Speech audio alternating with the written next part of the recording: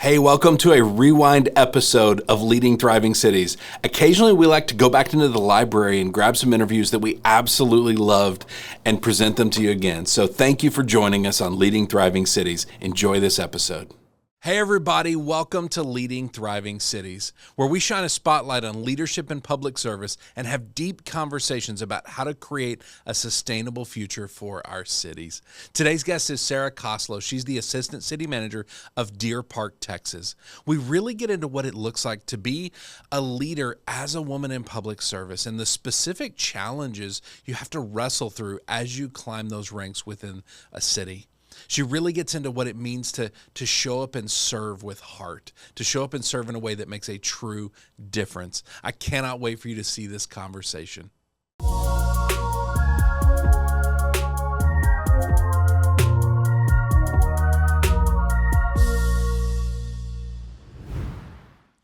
All right, Sara, thank you for being on Leading Thriving Cities. We always jump in with the first question. So you're the Assistant City Manager in Deer Park, Texas, which is part of the greater Houston area. And y'all are kind of on the southern end of Houston? I'm trying to remember from when I was there. Southeast part. Okay, southeast part of Houston. Okay, about how big's the city? About 35,000. 35,000, okay. And you've been there about three and a half years, you said? Okay. Yeah, almost 3 years. So being Assistant City Manager, I know you came through the finance department to get to kind of that role. I did, yeah. What's one thing you wish people understood about being an assistant city manager and city management in general? My job is a lot of fun. Okay. And even still, I wish more people knew that. But even still, there are days where, just like any other job, sometimes it's not so fun. Sometimes there's spreadsheets, right? Yeah, I miss the spreadsheet. Of course you do. The person who comes for finance would like to look at more spreadsheets. City management had more spreadsheets. That's really funny. But yeah, I if there was probably one single thing that I wish more people knew, it's that you truly have to have a servant's heart to be able to get up every day and do what we do, and not lose that passion. Because there are days where we have really rewarding things, like we're recognizing, all-star sports teams, or we're memorializing something in the park. And then we've got days where we have customers screaming at us that their water bill went up $3 and they don't understand why. And so there's really highs and there's really lows. And I wish there was more awareness and understanding that we truly have to care about what we're doing, or we are not successful in this field at all. That's a recipe for burnout if you don't care, if there's no deeper reason besides the paycheck. Yeah, absolutely. Spoiler alert, no one does city No one does this for the paycheck. Yeah. Well, you hit on something very interesting there in the very beginning. You said this job is fun. It can be. And I think it's interesting. I don't know that a lot of people, you're right, no, they don't think about government and think fun. No, they don't. But what is it that makes it fun? Just in general, I think, society-wise, there is a really negative connotation about government. The big bad government, and we're out to get you. It doesn't matter if we're talking about at the federal level or at our level when you're talking about, a municipality. But there are still so many things that make our job worthwhile and fun. When we get to sit at council meetings and cheer on a 4U baseball team, or come up and recognize them and have each of them, give them a moment for all of them to feel special and recognize what they're doing, and find ways to shine, or let our community shine, and let them know that we value them and appreciate them. Those types of things are fun.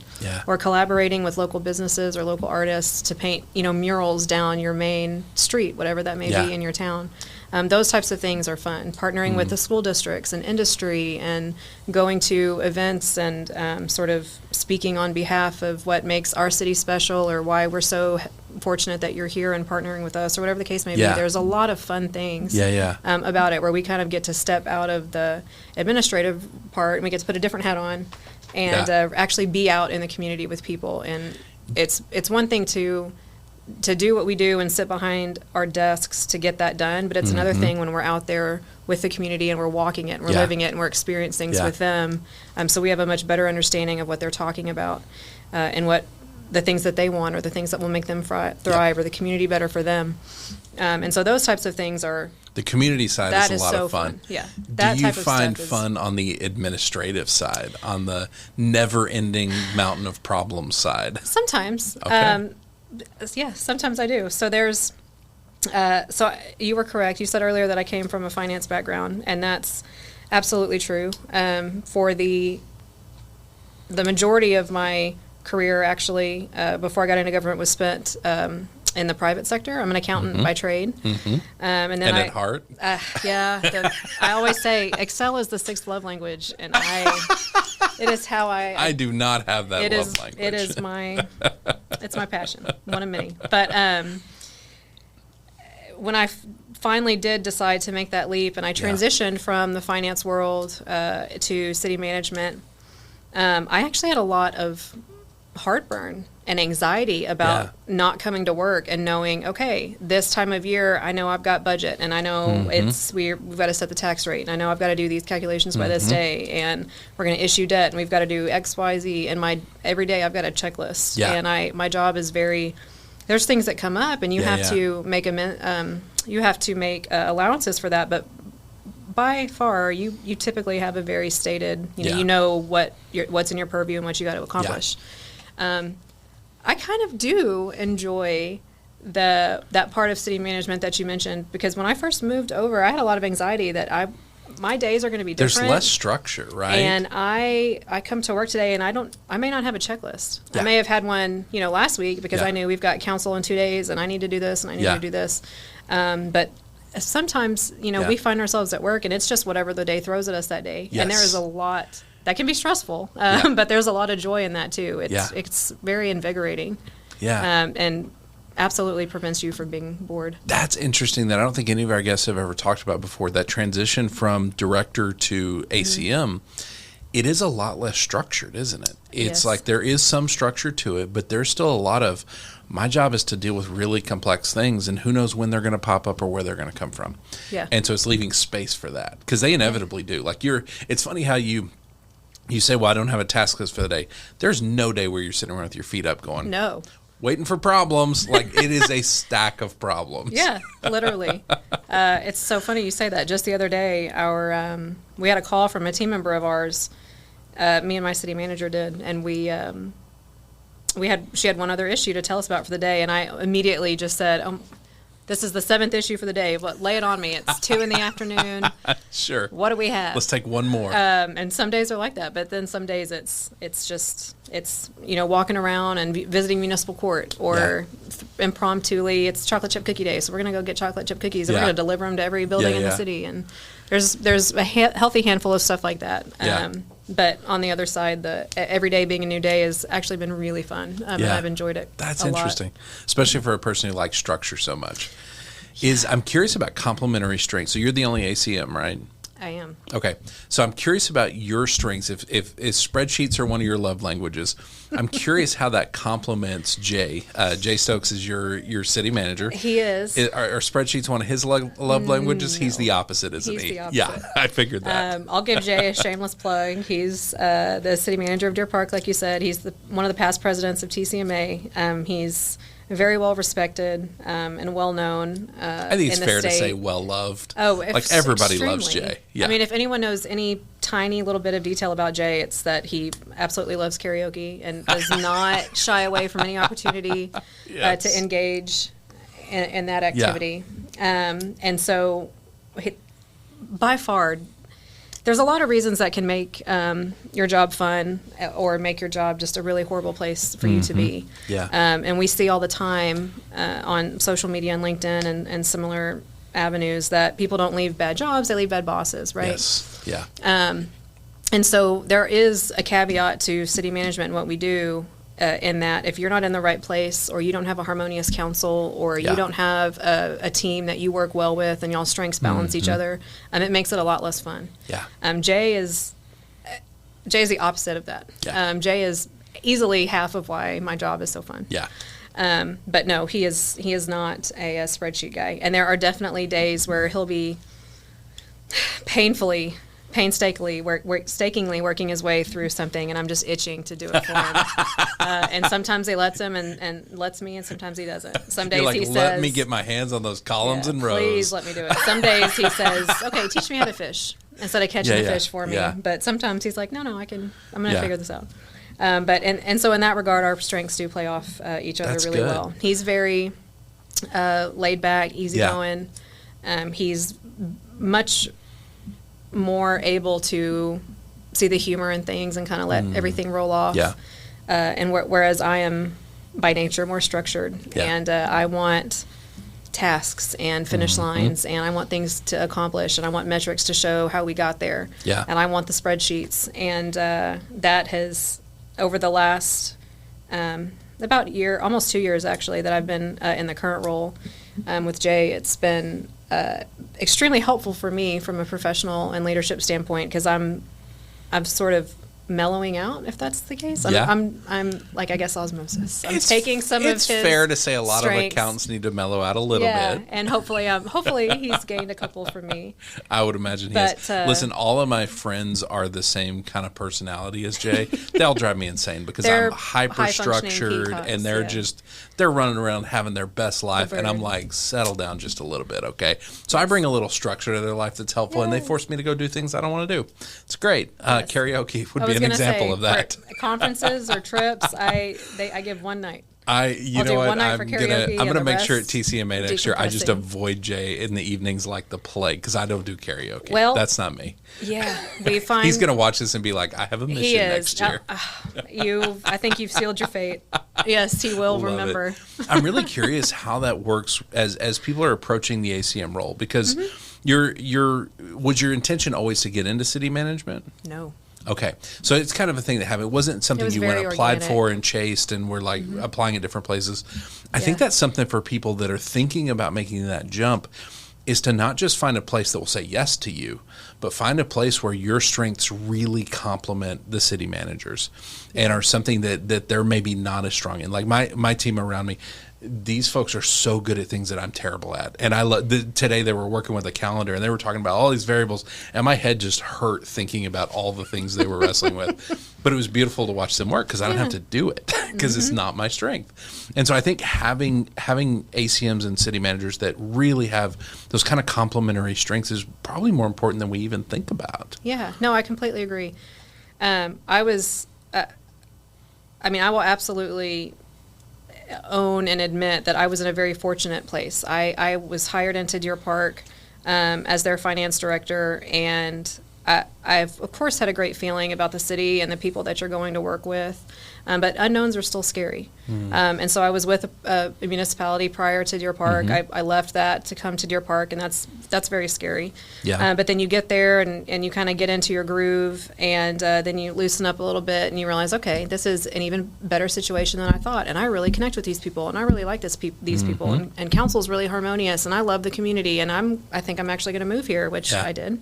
Nice. And all of those things just kind of start falling into place. And so then when you have the type of opportunity where you are able to apply and promote up, and it's just kind of a seamless fit, I think that's a fate thing all day long. And I will very much acknowledge that not everybody has that type of opportunity. Right. But it's so important for those that do have the opportunity and the means and the resources to be very thoughtful and purposeful with your intention of where you're looking and who you're applying with, because the types of organizations that you go into and the people that you're working with, they will absolutely make or break your work experience.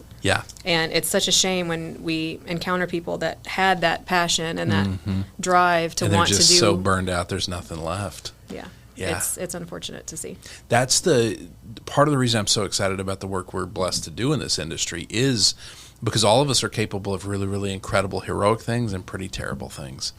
And so going, okay, me too. And it's going, am I going to show up as healthy every day? Because if I don't, none of the folks that I'm leading are going to eventually, they're going to fade. They're eventually going to burn out.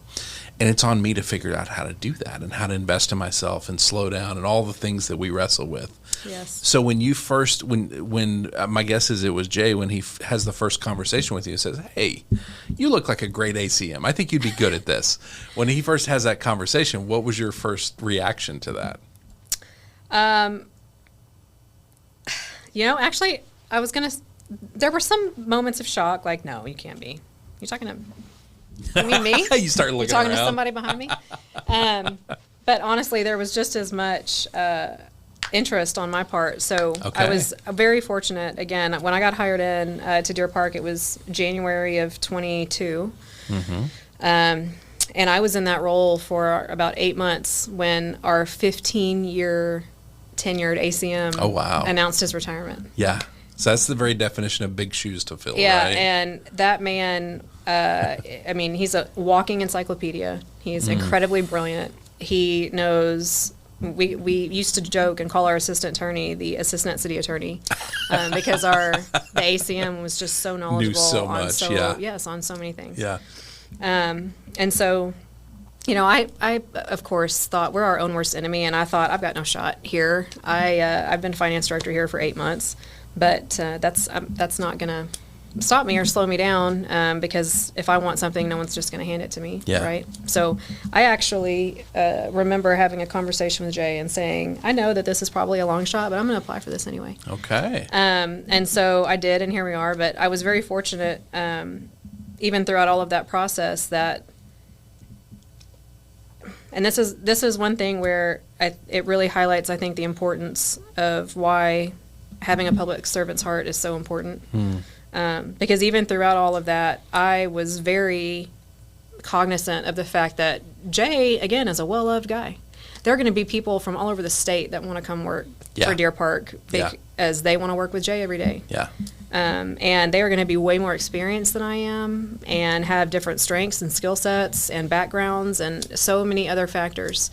And so even through all of that, while we're going through this process, I was very genuine and forthcoming with, even if I'm not the one that gets that job, what is it that you need from me? What do you want to know? What directors want out of a new ACM? Do you want to know, or can you tell me what you want your finance director to do to support this new ACM? Because whatever it is, I'm going to collectively, with the team, we're going to step up and do that. Whether you got it or not, it was a great learning experience either way, right? Yeah, and I was fortunate that Jay took the, I hope he doesn't say this now, but at the time he would say, I took the leap.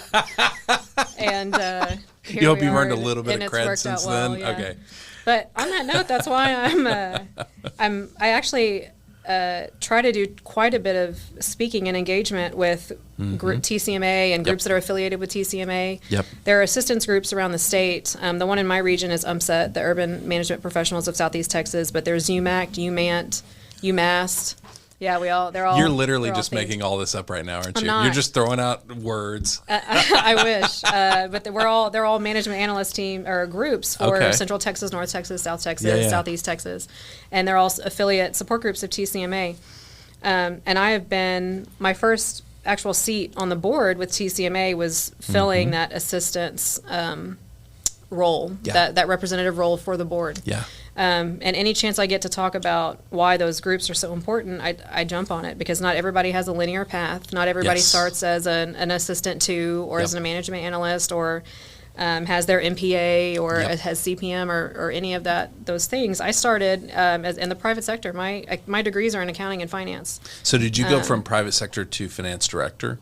I did not. I after, again, almost about 10 years just as an accountant, I was in a situation where I was just not in the right environment. My employer and I were not a good fit for each other, and I knew that I was very quickly approaching a season where I was going to burn out really fast, and I needed to find a change.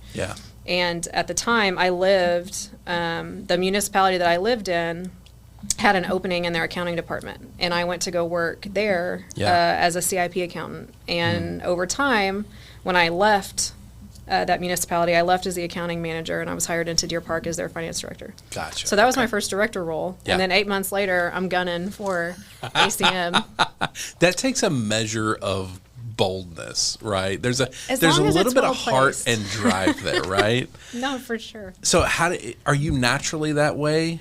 Yes, I am. I've always had that type of, I'm going to say, ambition and drive. Some people would probably say stupidity. If we're honest, and callousness. For driven people, you have to be a little of all of it, right? You really do. There has to be things that keep us going day to day, but I have always very much. So that part is naturally easy for you. Yes. What are things you've had to overcome on that climb that are not as easy for you? Man, and I hope one day that Jay has the opportunity to come and be a guest here on your show, because he will 100% corroborate this. Jay is very outgoing and extroverted and never meets a stranger and can sit and have conversations with everybody. Networking is his favorite thing. Yeah. He calls himself a raconteur. I think I'm pronouncing it correctly. Yeah, he's a professional storyteller. Yeah. That's what he wants to do when he retires. It's just walk around and tell stories. That is Jay's happy place. The nice part is you can do that and just be the crazy person in town. You just walk around telling random stories. And I am the exact opposite of that. Interesting. I am introverted. Yeah. To me, these types of things, and although I'm having a great time, these types of things take a lot of mental It's draining, work isn't it? For me. Yeah. Yeah. And so I'm an introvert too, so I fully understand. At the end of a work day or at the end of a really long conference or whatever the case may be, how I decompress is by myself in my hotel room with not speaking to anyone and putting my phone's face down. I noticed you said when you go to TCMA, you're like, I will give Jay one evening of karaoke and then I'm out. Yeah. Like that's you know what's really funny? My TCMA experiences last year. A lot of city managers there that we know and have worked with, and they were so kind because they know me. Yes. They know that I'm there to connect and to serve and to meet new people. And they also know I'm going to spend 99% of my time in my room by myself. Yeah, that's how you rejuvenate. And they refuse to let me do that. They're like, nope, here's an event. You're coming to it. You're going to be there. And it was so kind. Like, it meant the world to me. It was also the most exhausting experience of my life. I completely understand. But that's definitely something in this profession and in my role that's hands down has been the most challenging thing I've had to overcome. Because there are, there's just times where it's unavoidable. And to say it that way, it almost sounds as if I'm speaking, I'm giving it a negative connotation, but I'm honestly not. There are times where what is appropriate and required of you is to be out in the community and having those relationships and making those connections and networking with those colleagues and speaking at these sessions and going to those after conference events so you can get to know people even more and develop your network. And it's all good, but like everything, like too much of a good thing is still exhausting. Yeah, it's mentally draining. But I can definitely see what that has done for me professionally and the progress that I've made and how that's helped me be successful now. Because if I were to look at my professional Sara, 10 years ago, it was night and day. My RBF would be really strong, which it's still pretty strong. My team members will probably tell you it's just naturally on my face. But there were days where predominantly back then I was not a people person. I wouldn't interact. I would not engage purposely in any way. Whereas now it's less of a have-to thing and more of a this is just part of who I am now. And it comes a lot more naturally than it used to. But that's definitely the biggest challenge I've had to overcome. That is really interesting, and that makes a lot of sense. But it's interesting you talk about being on all these boards and being able to go speak and do all these things. Is that a lot of what has contributed to your career path as you've grown? Like, I think now. Okay. When I was an accountant, those types of opportunities I just never had. I wasn't even in mid-level management at that time in my career, much less an executive. And so those types of scenarios just weren't in my purview. They didn't even exist. But since getting into government, and Deer Park specifically, I just can't say enough positive and wonderful things about Jay. The opportunities that you have and the people that you work with can absolutely shape your career and who you are and your trajectory. And when I started as finance director, kind of knowing that I am naturally introverted and I'm going to stick to myself and do my own thing. Spreadsheets don't ask questions, they don't. I mean, math is very black and white. There's rules. You get it right or wrong. It works or it doesn't. Excel and formulas are, you can always fall back on them and count on them. But when I was very new to Deer Park, Jay made it almost his mission. We've got a new director, and I'm going to introduce you to everybody. This is the Parks and Rec Board, and this is Planning and Zoning, and your fire board, your crime board, CDC. Come to this, Christmas party. Come to this dinner. Come to this. It's not required, but you're going to meet a lot of really good people. And he immediately just tried to drown me in a good way. He immersed me into the community, and before I knew it, I was so deeply connected and involved. Yeah. And then that turned into an interest in what Jay does and how else I could serve the community and what capacities maybe I could do that if it wasn't in finance. And that led to TCMA, which led to UMSET, which led to all these other things. This is such an interesting line because I just spent some time. Rhett Parker is the city manager of Post, Texas. You know Rhett? I just spent some time with his team this last week. And one of the things they were talking about is he's been there, I think, 3 years now, 2.5, 3 years, maybe 3.5. And they were talking about when he came in, he immediately started pushing them. He's like, you need to be on boards, you need to be serving, you need to be out there. And they've done that. And it's interesting because what they said, what it is, it totally expanded their worldview. Yeah. Of going and experiencing new things and leading and serving in places they never even thought of before. Yeah. And it's funny how I think a city manager can have that much effect by just, I think I'm going to throw something out there. I have no science to back up. Please, no one ever hold me to this, but it's one of these things I do, right? I think the majority of people in government, in public service, are probably introverts. I think there is something attractive about the consistency of it. And so I think that attracts introverts because I think about the people I've had on the show and the people I've encountered and worked with, most of them are introverted. Yeah. And so to have a city manager say, hey, you need to be out there. You need to go out, serve, do good, have an impact. It grows our careers, right? It grows what we start to see something beyond just the spreadsheet. We see what's truly possible, beyond, and that becomes exciting. Yeah. I'm going to put that on a shirt. There's a world beyond spreadsheets. I like that. That's fantastic. You should trademark it. We're going to start selling those to every finance director. They will sell. Go to GFOA. They'll sell like hotcakes.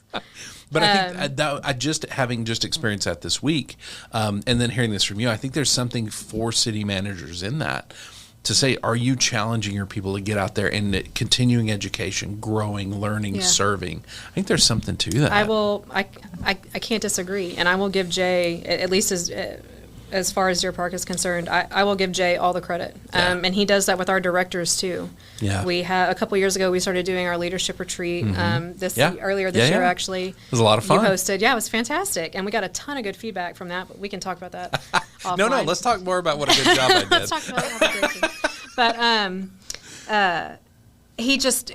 he makes a point to just make that type of engagement and interaction and fun part of our job. Yeah.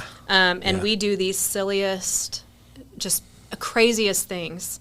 And it's just expected of us now, but in a good way. Yep. I mean, for our employee banquet this year, Jay is very theatrical. I've noticed that. He loves all the plays and karaoke and dressing up. He is in his happy place. Yes. And, for our employee banquet earlier this year, he and I dressed as Wayne and Garth, and we filmed a whole Wayne's World skit. Sure. And the special guest that came on our show was our mayor. Yeah. And we had the wigs, and it was... I think it's interesting. It was phenomenal. We started this whole conversation with the fact that working in government can be fun. And this is where we are. I think we see why that is. That is really interesting. And so, but those types of things, it's just when people come to work for Deer Park or they come to work every day, they know that is the type of organization that we are. It sounds like you're going to be challenged, but you're also going to have fun in the process. Yes. I love that. Yeah. Part of why I was so excited to have you on the show was to get your perspective, because you're obviously a young woman in, a city manager's office, and that's not a place where there's a lot of young women. No. And so I'm genuinely curious about what you've encountered in that process. This is going to be edited, right? No, I'm kidding. Totally this is teasing. The good stuff here. I know. John's like, no, we're not editing this. I signed those rights away. No, so I hate that it's even a relevant conversation this day and age, but it is, of course. It honestly is. There were just throughout, I could go so far back. Throughout my career in general, there have been setbacks just because I'm a woman or whatever, because of my age or my background, or now that I'm not an MPA or whatever the case may be. Yeah. You always face those sort of biases, whether they're direct or indirect, purposeful or not purposeful. And back when I first, not at Deer Park, that disclaimer cannot be edited out of the video. When I first started in government, I actually had an elected official one time ask me who was if my husband was okay watching our children while I attended this council meeting. And I thought, that is, wow, we're here. Yeah. Okay. Those are the types of conversations. I'm glad you asked me that. We need to be talking more about these things. Yes. But now transitioning into the city manager's office, I'm certainly not going to lie. I'm going to definitely be honest and say that there was a period of time in the beginning where there was a lot of, well, did you see who got that job? And what qualifications does she have? She was a finance director. She has only been in government for a collective 5 years. She is in her early 30s. She is young and has blonde hair. The list went on and on and on. Yeah. And whenever I have this type of conversation or a conversation that's related to this topic, I like to think of my almost now 5-year-old daughter. One of the reasons that I keep being ambitious and being so loud is how I like to describe it. Making my voice bold, known. But we'll take loud. I like bold too. Is that I absolutely want to show her that it's okay to do whatever it is that she wants to do, and she just has to keep being loud, bold. Just keep being bold. You're going to regret the loud Probably. As she gets older. You're like, oh, please stop. She's already plenty loud. You're right. I do regret it a little bit. But when I describe her, she's so strong-willed to the point that there's defiance and all kinds of other things wrapped up in her little 5-year-old brain. But the term I've started using for her is aggressively helpful. She is aggressively helpful. Yeah. And instead of saying bossy or anything like that, she is aggressively helpful. And I like to use that phrase or tell that story when I'm having these types of conversations because while some of it was fate and I happened to be at Deer Park already and, the stars aligned and the chips kind of fell where they may, a lot of things also just don't happen by accident. We work hard usually to get where we are. Yeah. And even though I did have to deal with all of those things, and don't get me wrong, they weren't, prolific. There weren't, there wasn't letters taped to my car or something of that nature. But very quickly, the proof is kind of in the pudding. And I kept showing up and being loud and being aggressively helpful and being bold. And it did not take long at all for people to start to, very fortunately, step beyond that stereotype or that knee-jerk reaction and start to form their own opinion and say, okay, maybe this is a good thing for the city. Maybe this was a good fit. Maybe Jay knew what he was doing. Maybe she actually does have things she can offer. Maybe my department being under her is going to be a good thing. And so it very quickly corrected itself. Yeah. But there was definitely a brief period of time where there was some of that scuttering? No? Scuttering? Sure. It's a word now. It's a word now. Filtering out throughout the It'll go alongside aggressively helpful. Yeah, I like that. That was horrible. I like that. I'm curious, because you and I met through Texas Women's Leadership Institute through some work we got to do. That's my favorite day every year. So I get to spend a day with that class every year. Fantastic. It's the best. I met you in January of 23 in Pflugerville. Yeah, that's where we do it every time. Yes. And I think it's interesting the conversations that happen in those rooms. And I honestly, like, every time I'm in there, I'm like, I cannot believe we get to do this, because I, as a 6'2", middle-aged white man, get to sit and listen to women honestly open up about, here's the challenges we faced. And the stories I hear, I'm like, I wouldn't have survived that. I would have gone home crying. I wouldn't have fought. I wouldn't have been aggressively helpful. I would have been like, screw it, I'm out.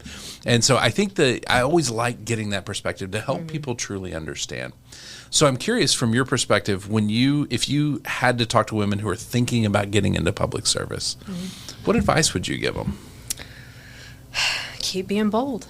Keep being aggressively helpful, huh? I mean, don't. It's really easy to have those. It is extremely, extremely easy to have those moments where someone says something to you that maybe we're human and we interpret things maybe correctly or incorrectly, or maybe the way someone did or didn't perceive or intend to say it, or however the case may be. And it's really easy to find ourselves kind of stuck and in this thought process of, well, I don't know if I can do this. What if they said this, and did they actually mean this, and are they right? And do I have any? I mean, I do have a young child, and I am going to have to be gone for doctor's appointments, and I am going to have to do all these things, and maybe I am a single mom, or maybe I am going through a divorce right now, or maybe I have my own obligations, whatever they may be, and I have to be out of the office a lot, or my child has special needs, and I'm always going to have to be gone for whatever the case may be. And is this the right thing for me? Am I able to do this? Are they going to think lesser of me? And it's really, really easy to let all of that happening in. All at once, right? It's really easy to let all of that in and kind of consume us.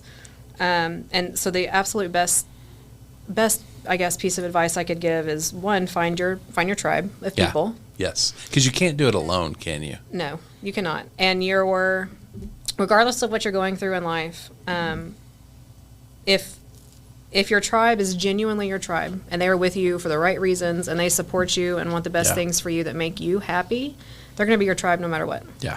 So find those people, lean on them, and then keep being aggressively helpful.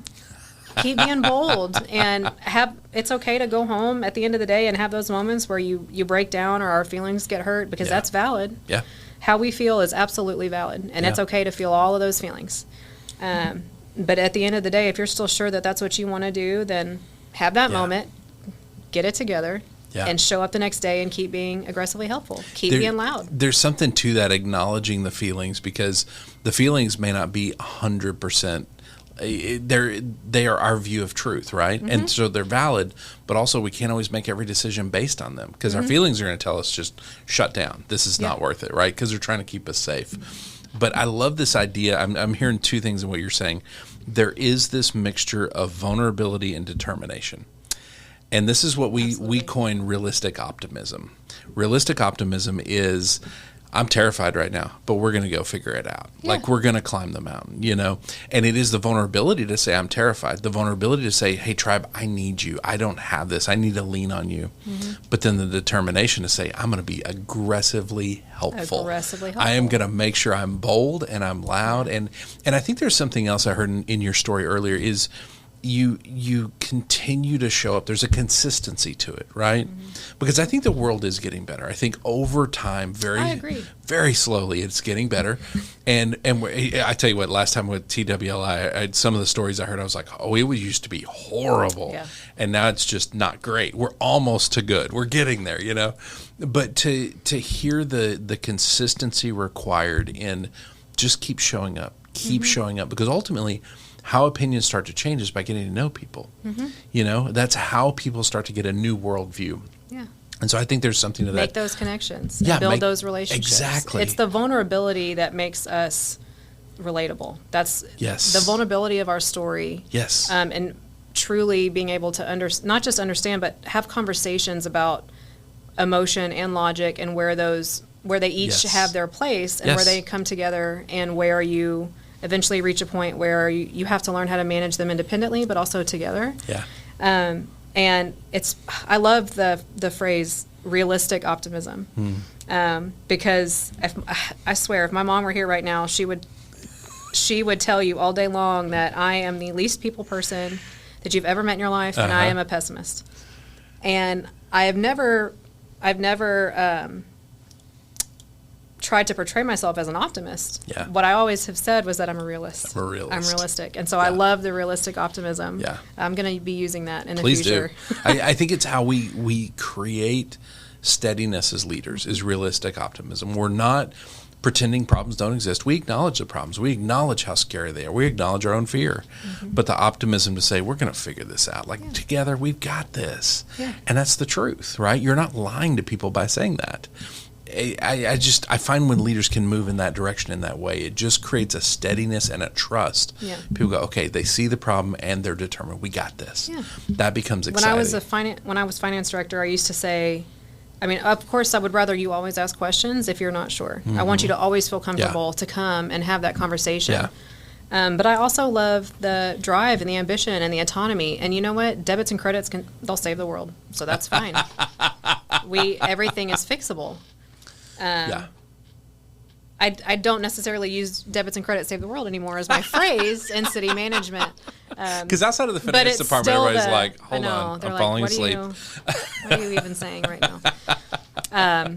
But the intent behind that is still very much there. Yeah. We may not know how to completely get from A to B, but we're going to figure it out. Yeah, there's a curiosity and a creativity to that. Our previous guest, Lauren Rose, we hit on this idea that there's so much creativity in government. There's so much creativity in serving in local government, and we don't think there is.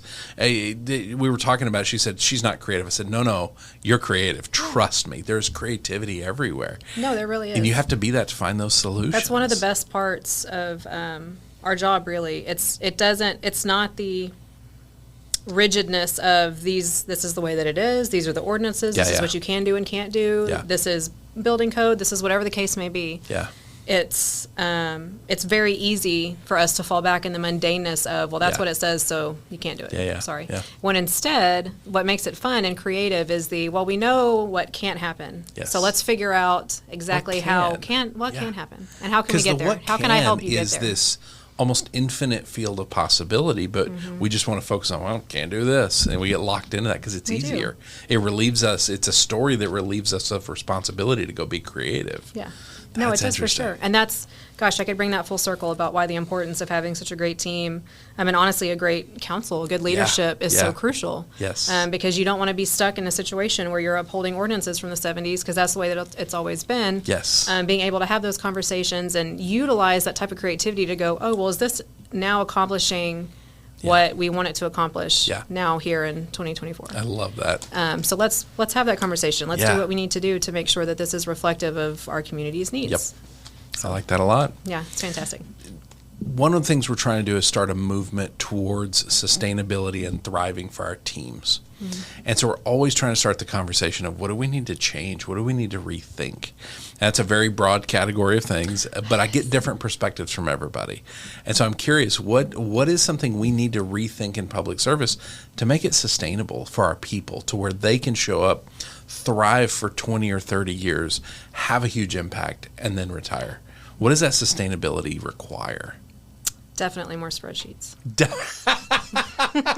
The debits, the credits, they will save the world, right? Yeah, they can.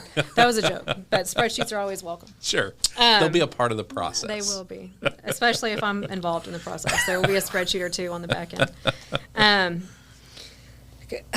Man, you hit the nail on the head when you said that can be a very broad question. In order for us to sustain the public sector and public safety and city management and everything that comes with that, we cannot continue operating ourselves, leading our teams, running our cities the same way that we've been doing it for the last 100 years, 50 years, 10 years. The workforce itself, you could have a multi-series podcast just about show about that, or series of shows about that. But just in general, the workforce itself we're beyond saying it's changed. It has changed. Yeah. We are in a new era of what it means now and what it looks like now. It's almost like it's over here and we're over here trying to play catch up. And one of the most challenging things I personally think that our sector has experienced is that it's really difficult to find that balance of what the workforce wants to see now and how they are saying, this is how we're going to thrive and this is how we're going to give an amazing 20, 30 years of our service and dedication to you. And I think municipalities in general, it's a struggle to say, okay, we hear you and we want all your expertise and we want you to feel valued, but at the same time, we provide basic services and infrastructure. Yeah. And we provide public safety, and we have to have somewhere where people can come and pay their water bills. We have to have phones that are manned. We have to have secure places where people can come if they don't feel safe. We have to we provide services and amenities to the communities. We have to have parks and locations for kids to play, and we have to maintain those parks and do all kinds of, there's a lot of ambiguity, but there's a lot of difficulty truly, and figuring out how to make all of that work. And because there is we need all that, but then here's our resource bucket over here, which is, if we're honest about it, way smaller than what all those requirements need. And if we were looking at the workforce 10 or 20 years ago, it was completely sufficient to say, okay, you're going to have a pension when you come here. Yes. And we're going to invest 2 to 1, and you're invested in 5 years and all these amazing, wonderful things that we all still do. I say that was all it took. That was still a lot. Oh, yeah, but it's that fantastic. was what it took. But that message, that concept, those benefits are not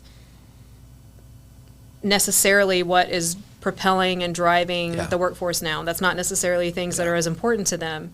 And it's not to say that they're not important. There's just other things that are as important. Yes. There's other things that have been added to the list, quite frankly. Yes. That weren't even a thought 20 years ago. Or maybe not. It's probably not fair to say they weren't a thought, but they definitely weren't mainstream or something that was prevalently offered. Because now I think they're looking at the rest of the world and they're going, okay, what does the corporate sector offer? What does private offer for us? Which has always been a struggle. Yes. For municipalities in general, but now it's even more so. Yeah. And so the biggest thing I think that we can do to make sure that we are not only sustainable but successful going forward is to do our best to bridge that gap, to figure out what it is. How can we still meet the needs of the community and recognize that it doesn't have to be how it looked 5 years ago, 10 years, 20 years ago. We can maybe accomplish these same goals in a different way. Yeah. But how can we do that in a way that is speaking to our workforce, but also serving our community to the best of our ability and maybe even better than we always have before? That's interesting. And if we don't find a way to successfully do that, I think it will be a struggle. Because it can't just be, hey, our employees want more because they can get it in the corporate sector, so we're just going to give more. Because that pool is finite. Like there's only so much. The spreadsheet has an end to it, right? Literally, there's only so much we can do there. And so I think it's interesting of thinking, okay, to me it is, I'm not a math person at all. I'll be the first one to say that. But it is all an equation. Here is what is required service-wise. We might need to make adjustments there. Maybe it looks different than it used to. And when you put in the complexities of maybe we can fund this or we can't fund this, but also we're fiduciaries of taxpayer money and we have to steward this responsibly. And do we really, is it best to put ourselves in a situation where maybe we stop offering this program or this service because we want to start doing XYZ instead? And you have to factor all of that in. So thinking differently, here's an example. When I interviewed Chief Banks from Round Rock Police Department, they now have through, I think, the fire department, which being a cop he was reluctant to admit, but through the fire department, they now have this mental health unit that responds to a lot of calls that you would normally send a police officer to. So you're sending a police officer making X amount of dollars per hour in a $100,000 Tahoe to go respond to this call.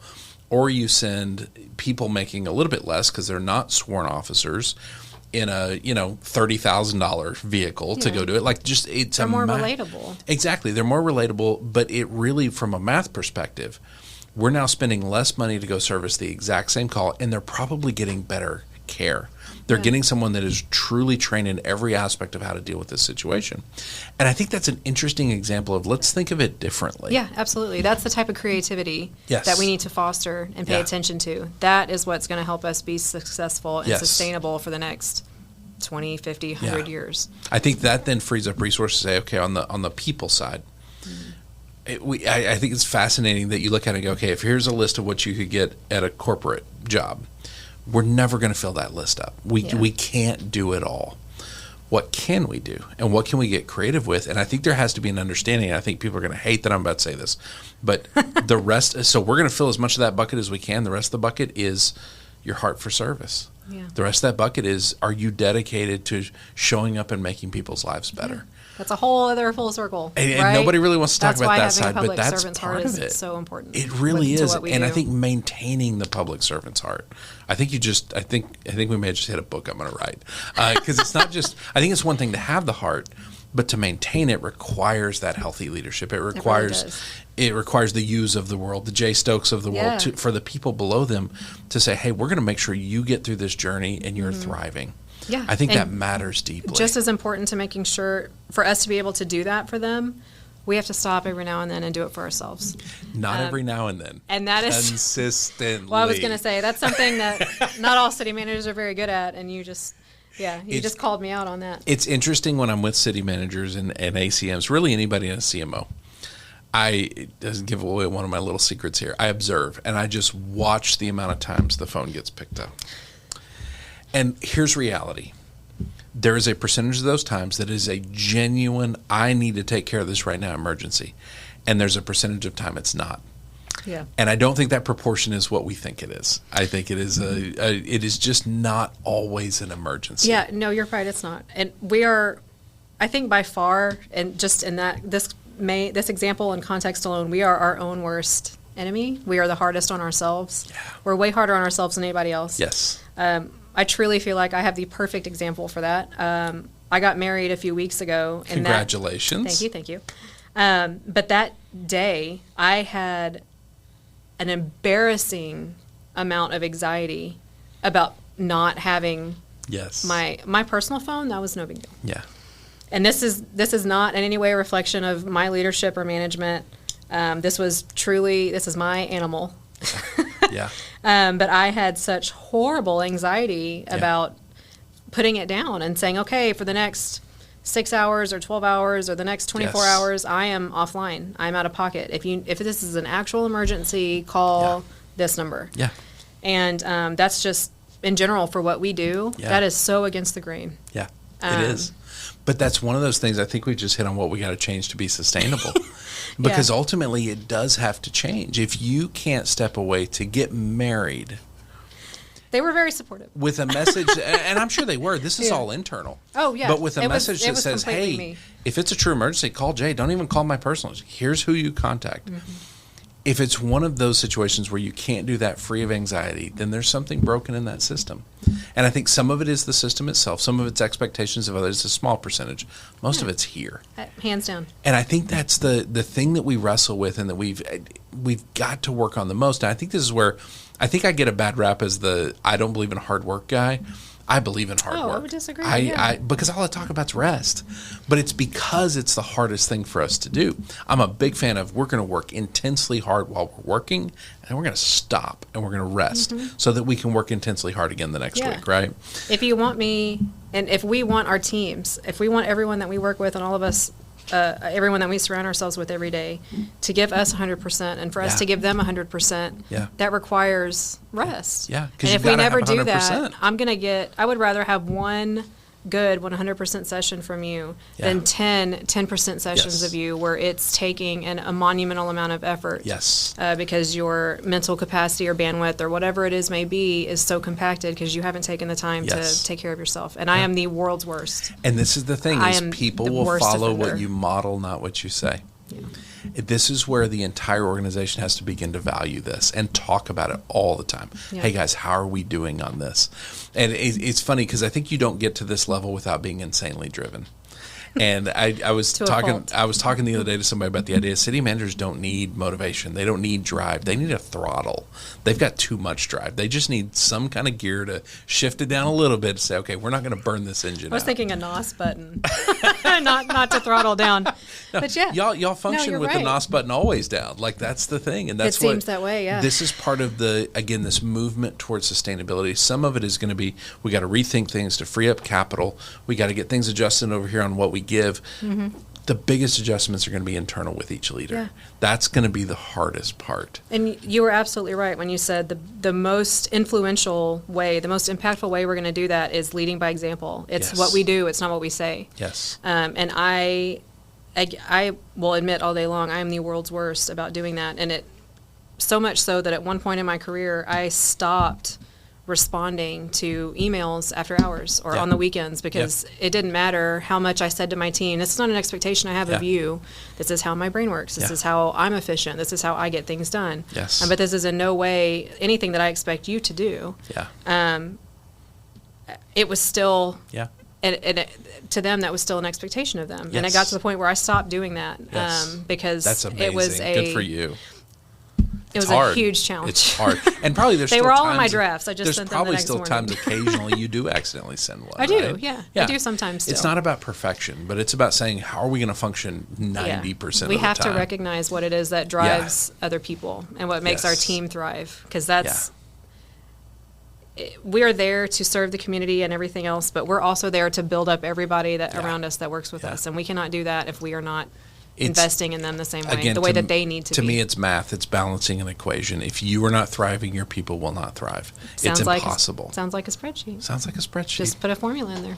Listen, Sarah, this has been the best conversation. Good. Thank you so much for doing this. Oh, my pleasure. We're going to have Jay on at some point, and then after that, I think we're going to have the both of you on. I think that would be a fascinating I think an hour interview. of just banter with me and Jay would be... Actually, we'll just have the two of you do it. I'll just go sit over there. We karaoke I Want It That Way by the Backstreet Boys. Okay. That would be, I'm sure that would be entertaining for everybody. I like that. I'm going to have John start researching the rights. If we can actually air that, that would be amazing. Thank you so much for doing this. I appreciate you. Thank you for having me. Thank you for joining us for Leading Thriving Cities. You might also like our other podcast, The Leader Lab. You can find it on all the major podcast platforms and on YouTube. Just search for The Leader Lab. Each episode is under 10 minutes. It's just a quick thought to help you level up your leadership. You'll also find all the other leadership content we are putting out on Facebook, Instagram, and LinkedIn. Just search for @ForwardPartner.